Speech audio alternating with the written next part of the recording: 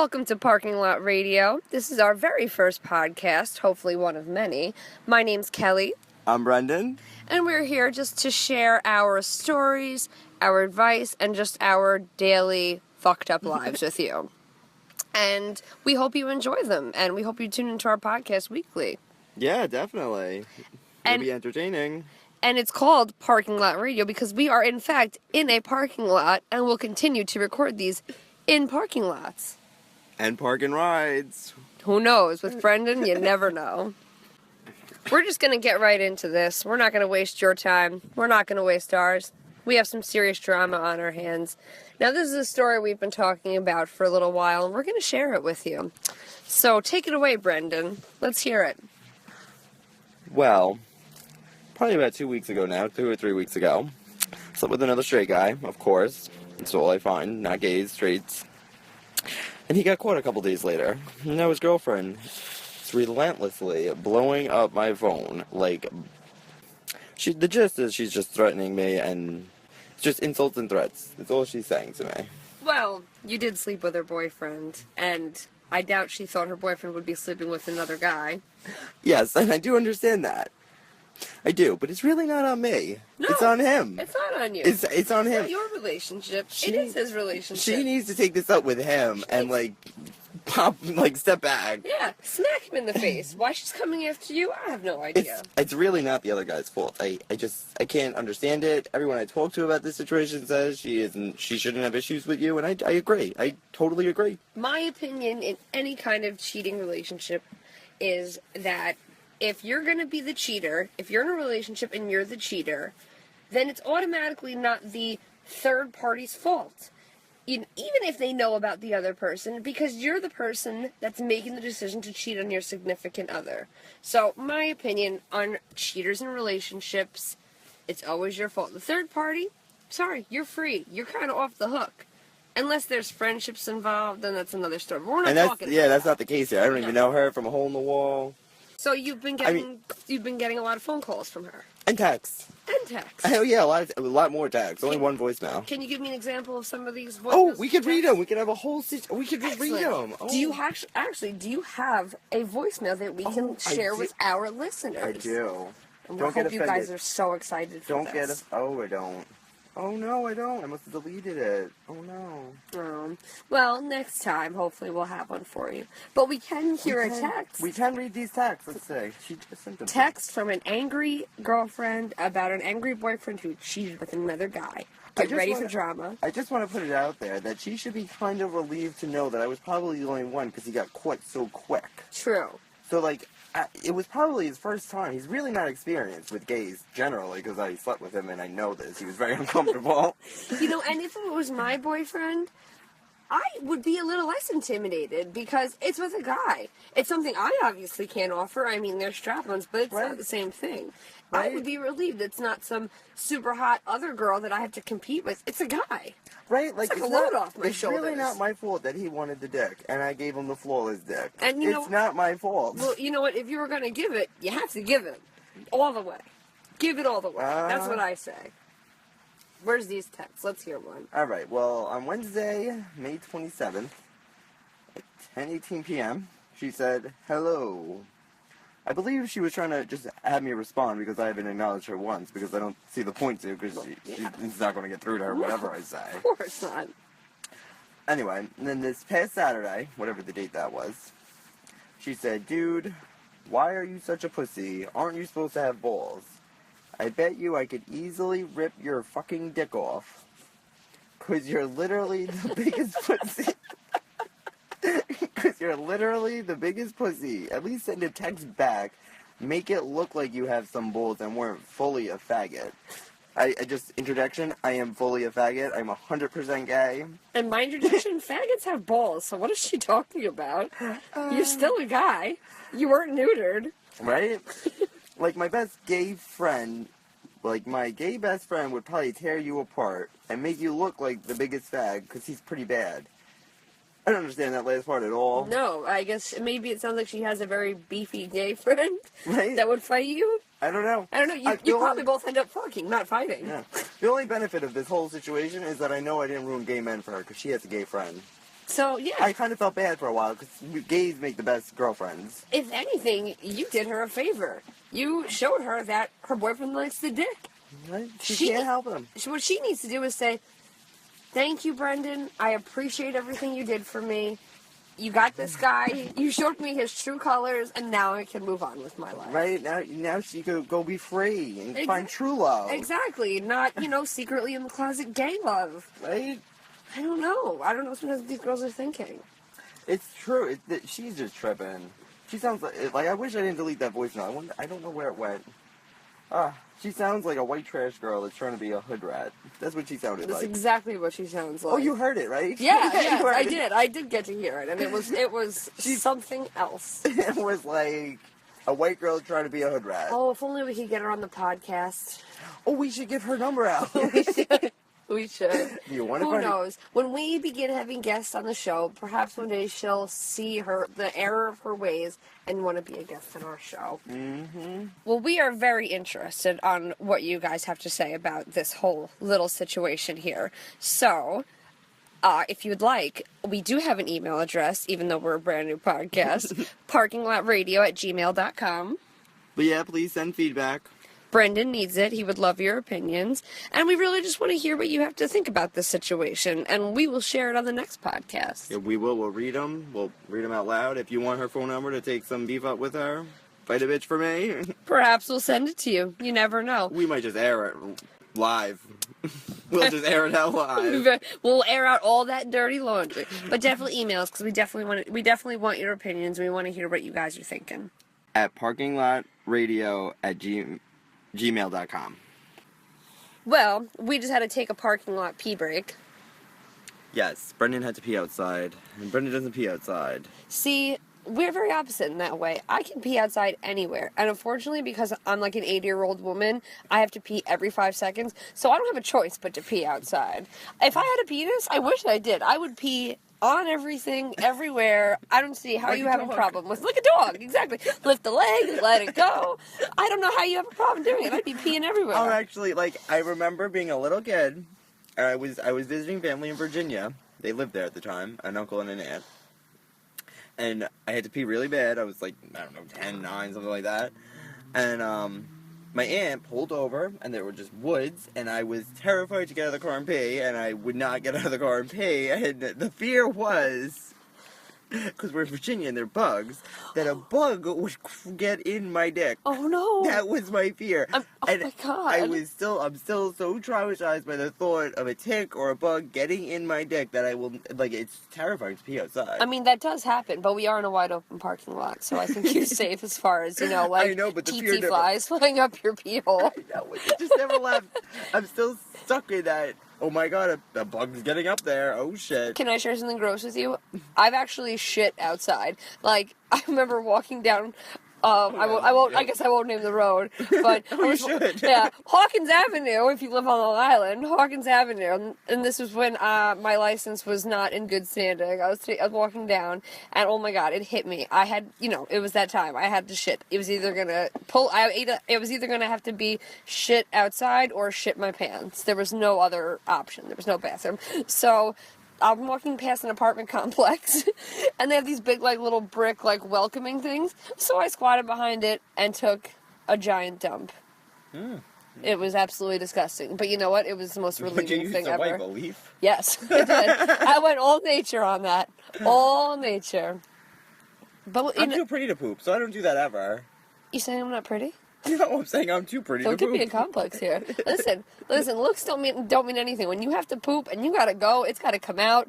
Better than walking home with a load in your pants. I'm just saying, girls out there, I don't poop. I am too pretty for all that. Maybe I should start carrying around some diapers in my purse or something for just such an occasion. I don't know. I don't know. I just never do it. I also don't ever eat, so. So there you go. I guess that could be the problem. You gotta eat to shit. Try to steal your heart. Never really had luck. Couldn't never figure out how to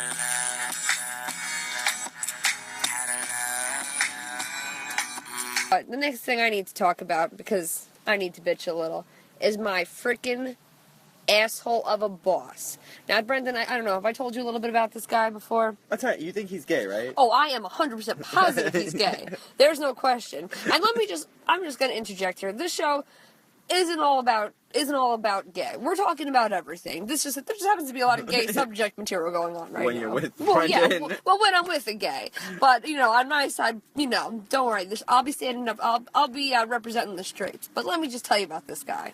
So my boss is a 6'4" Italian asshole who, I swear to God, if you met him, everyone who's met him assumed he was gay at first, but he talks about this mystery girlfriend. Now, he lives in Westchester and drives to Comac. Now that's very far. We'll say that's about an hour and a half drive away.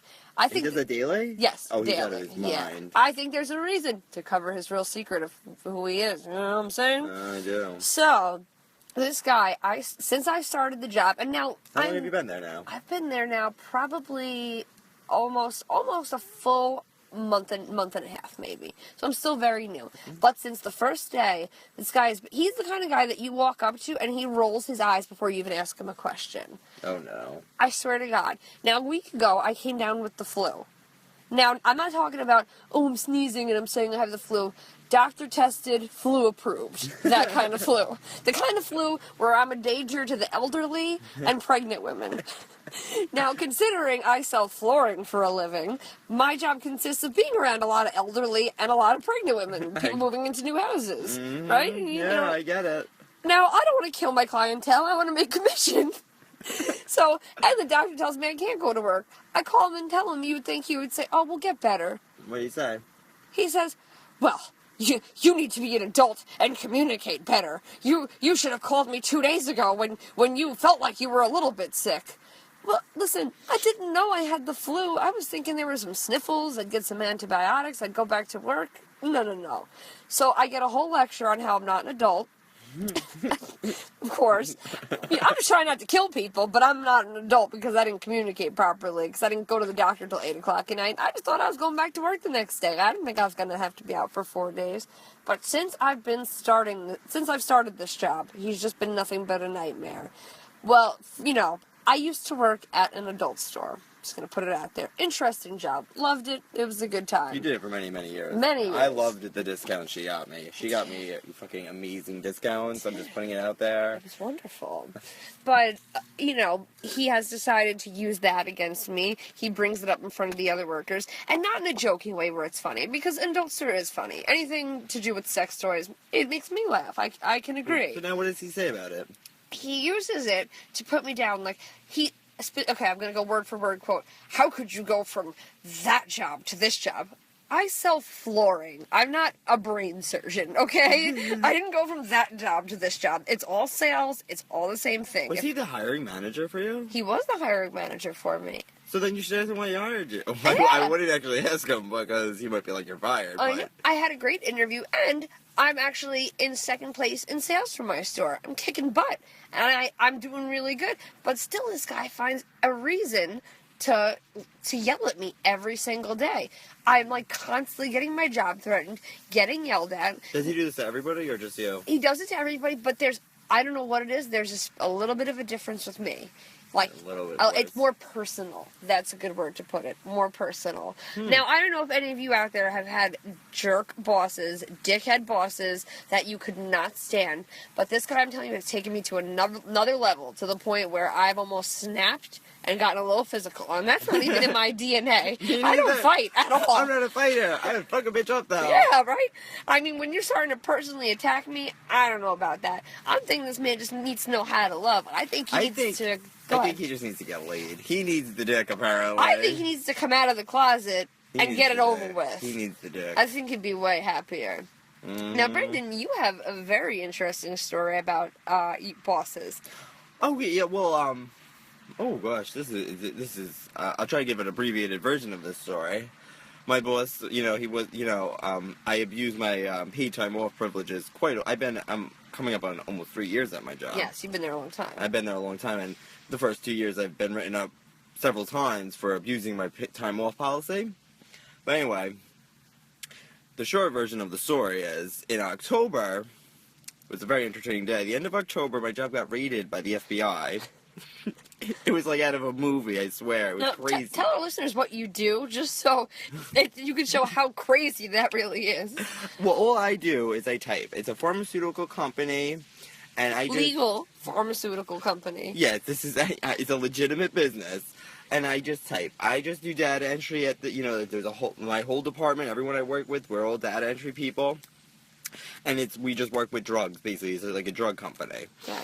And so the FBI, DEA, I remember the day, it was a Wednesday in particular, and I start at 7 a.m., and at 7:20, these agents came out of every corner of the warehouse. They just swarmed through, like fucking crazy. Guns were not in their hands, but were very visible. Now, I've heard this story, and my mind is still blown right now as you're telling me. Oh yeah, of course, because it's just fucking insanity. This is my life. My life is unmanageable. I'm the person that has like crazy ass situations. They just happen to me repeatedly. It's just crazy. And the gist was the owners and all like 3 or 4 very high up, the owner included, were arrested for robbing the federal government. Since that happened, they did we lost a lot of business, obviously. You can't rob all your customers and, not have anything happen. Well, no. There's obviously, the backlash. Everyone, gotta be some kind of retribution for that. Yeah, a lot of companies left. A lot of our business, walked away from us, So then they did layoffs in February, and I'm putting it out there. All my coworkers are shocked that I didn't get laid off the first round. And you were trying your hardest, right? No, I started trying after because... Oh, okay. We really didn't see it coming when it came the first time, because we were out of work from like October till January. We had no work to do. We had nothing to do. We were basically just there getting paid to do nothing.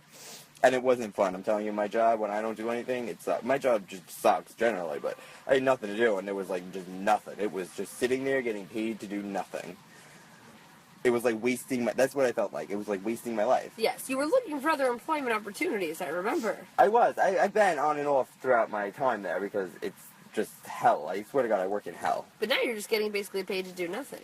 Well, no. Well, now I'm actively trying to be laid off because as soon as...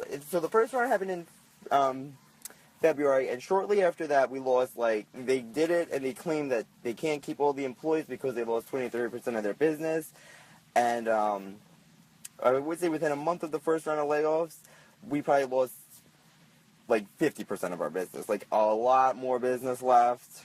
Gotcha. So we're, everyone kind of believes it's happening any day now, but we've been believing that for, the last month. So anyway, in my, summer's here, or it should be, it's fucking June and it's not warm enough for me, but that's a whole nother issue. Mother Nature, fucking catch up. But I want to be unemployed on the beach through summer. Don't blame you. So I've done everything in my power to get written up, to get noticed, to be on that, that short list, to be fucking let go. But my boss likes me, I think. Likes me as a person. I'm funny, and I know it, and he enjoys laughing at me or with me, I don't know. See, on the flip side, I'm funny, I know it, and my boss hates me. How does that happen? My boss has written me, or I don't know if it's that he likes me or if he just doesn't care because he knows it's going under. It's one of the two, but, I've done so much wrong, let's say, within a month, probably, maybe a month and a half ago, I no-call, no-showed 2 days in a row. Which is usually, in my experience, pronounced firing. You get fired immediately for that. I no-call, no-showed 2 days in a row.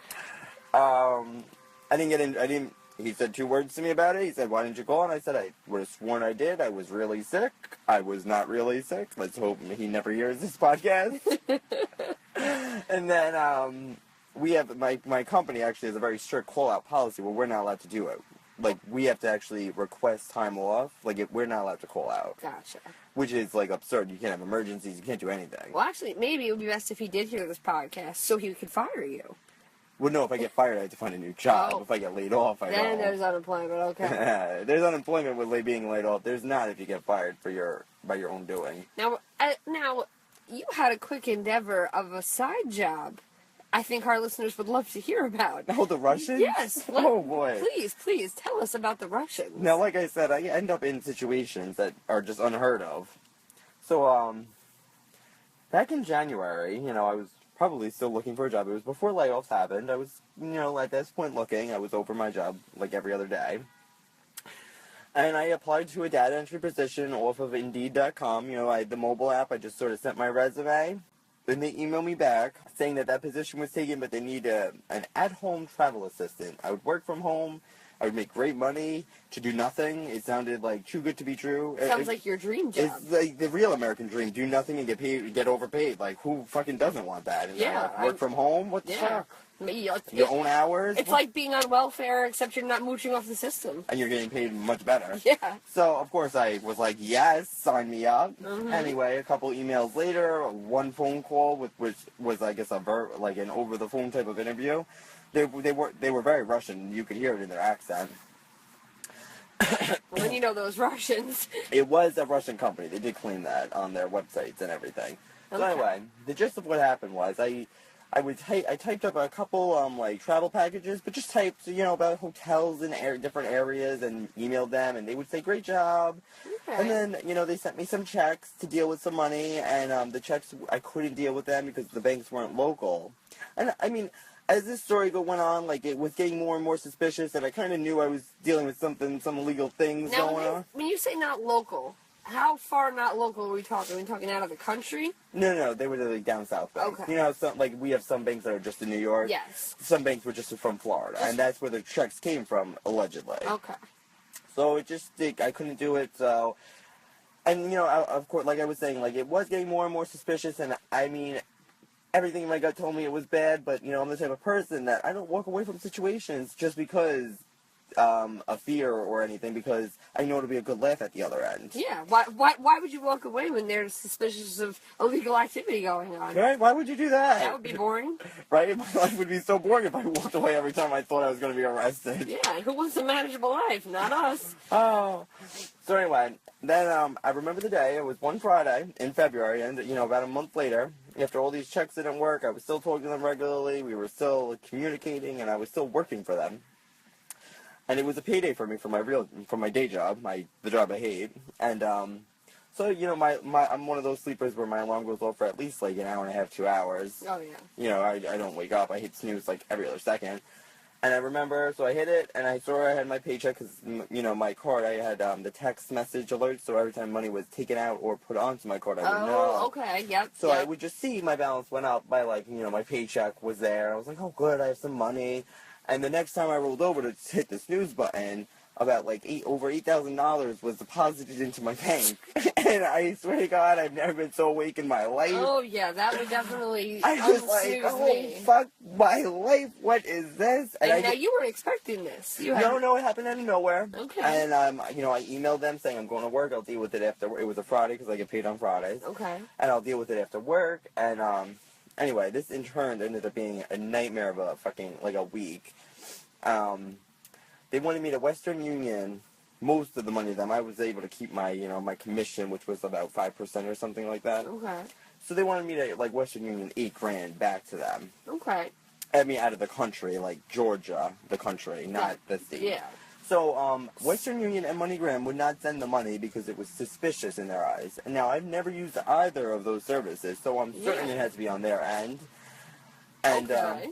Yeah, well, obviously it wouldn't be on your end. Why would it be suspicious to send money? I never used them. And I mean, I used Western Union. It was a very high amount I was trying to send because I just wanted to be done with.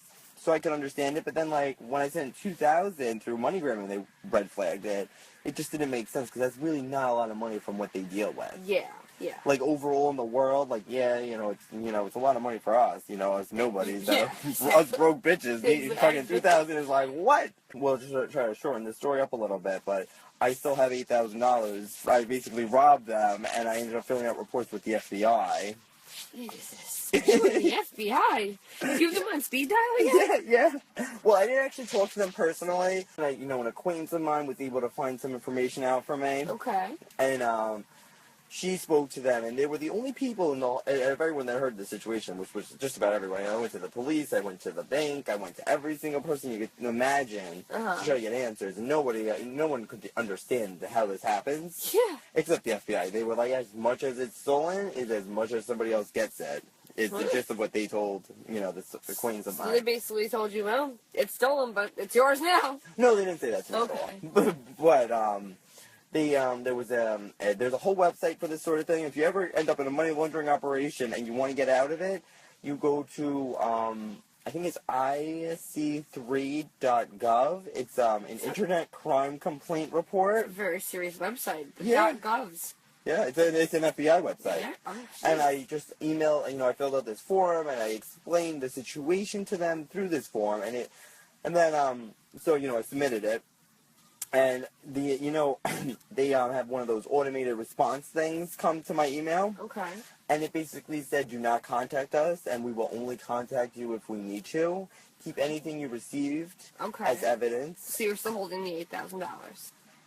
Yeah, but I'm spending it. Yeah, okay. All right. I mean, I'm holding the checks and all that stuff, but I mean, this has happened in February, March, April, May, June. We're at like month 4. I haven't heard from the Russians never called me again. They're probably in jail. Or they're just not local and they know they lost it. Sure. Honestly. Spend that evidence, baby. Spend it. Honestly, I don't think they're in the country. I think they're in Georgia, and that's why I was sending it to them. Yes. And obviously, I don't know if anyone recently heard that they hacked the Russians. There was a hack against the IRS, and it came from Russians. Russians hacked the American IRS recently. Wow. Yeah. So I might actually be in possession of like hacked money from the IRS. So my money might technically be like American government money. Well, you know what? That at least sounds a little bit better. Now, I watched a lot of Law and Order SVU. At least you're not, profiting from some young child smuggling sex ring or something. Yeah, that would make me feel terrible. That would be just a little bit awful. Well, actually no, because then at least it's not in their hands. True, exactly. I mean, it would go to benefit Brendan, which is just who doesn't want to benefit Brendan in the world. Brendan, yes, you do need the benefits. I'm sure. I agree. But yeah, I've lent some of the money to some good friends. I've helped some people out. That was because they're paying me back, and I could just do it on more reasonable terms. Share the wealth. I could do it on more reasonable terms than a bank. I have no interest policies. I'm very flexible with their repayment methods. But the first thing I did finally spend some on myself. Okay. I spent it this Sunday, yesterday. I bought a whole new summer wardrobe for 2015. Very nice. At the Roosevelt Field Mall. It was lovely. It was know how much you love the summer. And you remember. love a wardrobe. I love clothes. I remember all of a sudden I was up to I spent like $500 in 45 minutes, and I was like, oh my god, we gotta go. Now maybe you should start charging interest. This could be a whole new business. You could start the Brendan Bank. Right? BB. I think there already is a BB Bank. But anyway, we'll think of the name later. But you could start a Brendan Bank. Forget working. You charge interest, from these, people. It doesn't be friends that borrow money, but you can say, listen, you need a loan.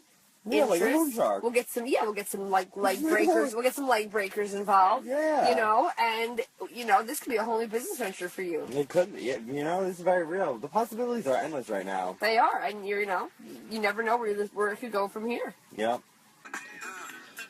Well, that's our first show. We hope you enjoyed. And don't forget to email us, parkinglotradio@gmail.com. We will definitely read them out.